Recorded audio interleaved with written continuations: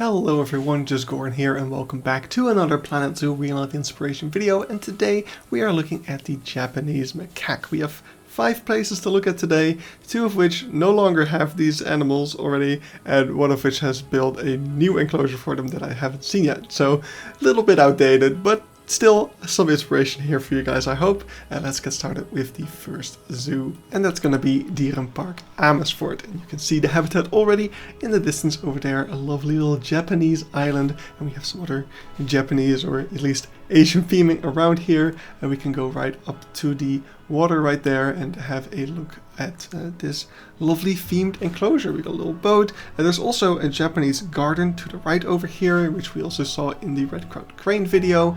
So it's kind of a whole little Japanese area right here, or at least it was. This is sadly one of the zoos that no longer have the Japanese macaque. You can already see in this footage the enclosure was temporarily empty. Yeah, but I did see it at least one time with actual Japanese macaque inside, so I do have some footage of them climbing around the building and stuff. So that is, at least there's that. And they actually replaced the Japanese macaque now with red-ruffed lemurs, which is an interesting choice. They did not change anything about the habitat, it just has red-ruffed lemurs in there now, which is quite interesting. But yeah, here you can see also the Japanese macaque kind of exploring this little area over here, going around the building. It is definitely very interesting that the island is just kind of central to this little pond over here, which by the way also has some koi in there, so also another kind of Japanese connection right there. Yeah, it was just a really lovely enclosure. It's a shame that the Japanese macaque had to go, but that's just how things go sometimes. The same thing goes for the Zoo of Amsterdam, Artis. They had this very interesting Japanese macaque enclosure. I'm not sure if I like it. It's unique, but it's not exactly my style. It's this very modern kind of rock, modern art type of thing. I don't know how to describe it. It's very angular. That's something. On the back over here you can also see a little bit of their backstage where they could go inside of there. So yeah, it's a really interesting way to create an enclosure. I'm just not sure I really like it. Over here you can see how they access the island of the enclosure. There's this kind of bridge that can be extended onto the island to give keepers access. But yeah, this is also one of the enclosures that no longer has Japanese macaque. It's currently being reworked into a Asian small-clawed otter and red panda habitat.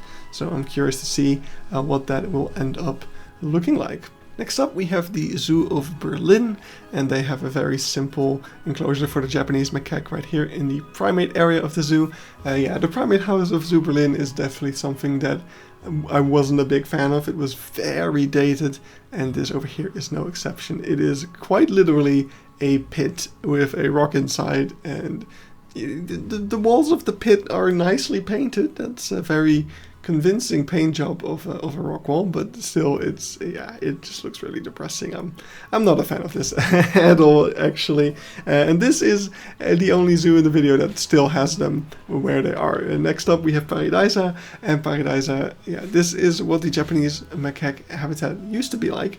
But as I also mentioned in the red-crowned crane video, Pairi Daiza actually built a whole new Japan area, and the Japanese macaque moved to that area. I'm not sure if they're still here or what is here now, but yeah, this is all I have footage of, so it's what I'm going to show you guys today. So you can see a little bridge for the keepers to get onto the island.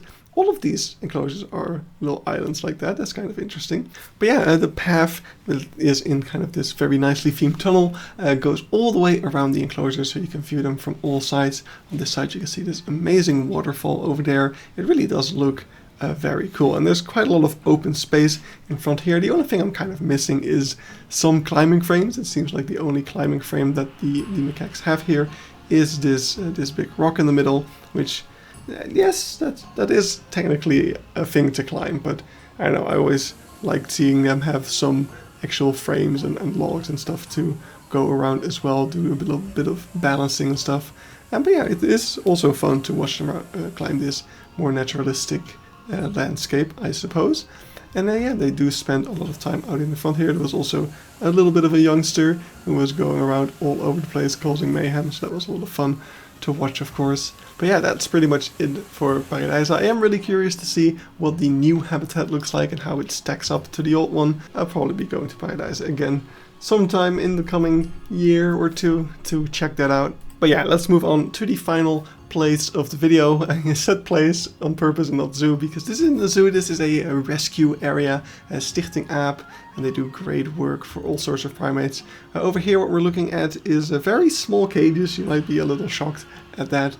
Don't worry, these are just the quarantines and kind of the rehabilitation areas. So this is where they temporarily hold the primates while they're still kind of recovering from whatever situation they came from. I actually took a tour here, and as you can see, the weather was amazing for viewing monkeys. But yeah, here you can see a map of what that building looks like, which I think is quite interesting. And yeah, here you can see the cages from a little bit more up close.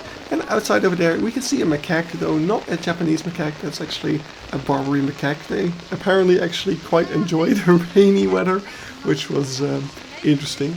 Yeah, I did consider adding Barbary macaques or rhesus macaques to this video as well, but I figured I would stay focused, just stick to the Japanese macaque for now, and maybe in the future, when we're done with all the Planet Zoo animals, we'll do some other animals like that as well.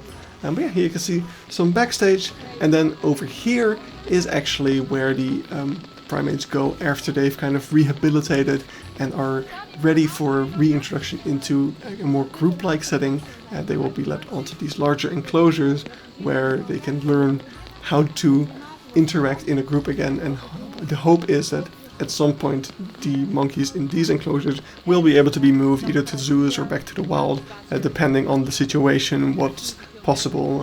Going back to the wild is often very difficult because these animals have been raised as pets and stuff like that. But yeah, really cool to see. I absolutely love the work that Stichting AAP does, and if you want to support them, I will hopefully not forget to put a link in the description to their website where you can donate and support them. But yeah, that's it. That's all the Japanese macaque habitats that I've seen. I hope you enjoyed and got some Japanese macaque inspiration, and I will see you in the next video. Bye bye!